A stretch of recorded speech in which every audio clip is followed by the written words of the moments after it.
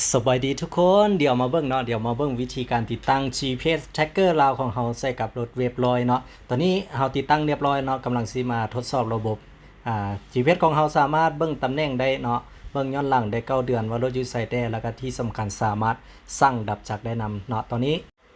กำลังทดสอบเนาะมาเบิ่งไฟเบิ่งอย่างเดี๋ยวเบิ่งตัวจริงกันเด้อว่าสิเป็นอะไรได้ปกติติดจากสตาร์ทมือได้ปกติเดี๋ยวสร้างดับจักเนาะเดี๋ยวไปข้างหน้า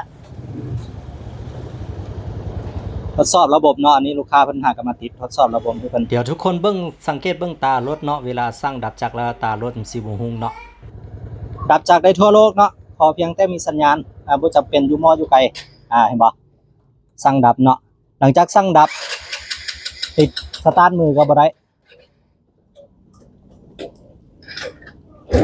ยันเนาะยันก็สิลอยไปเบิดเนาะติดบ่ได้เนาะไฟก็มีปกติสิติดจากอีกตัวเมื่อได้ก็คือเพิ่นต้องได้เปิดระบบของเพิ่นเองเนาะเพิ่นควบคุมเองปิดเปิดผ่านโทรศัพท์มือถือเนาะเดี๋ยวเปิดระบบ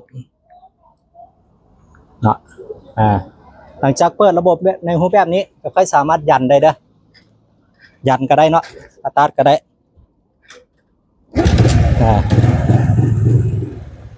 บาทเดียวเนาะลองสตาร์ทมือเนาะโอเคเนาะปกติเนาะใช้ได้ปกติเรียบร้อยทุกอย่างเนาะบอสกระแจใครอยากติดรุ่นใดมาติดนำได้เด้อเนาะอันนี้เรียบร้อยสุดยอด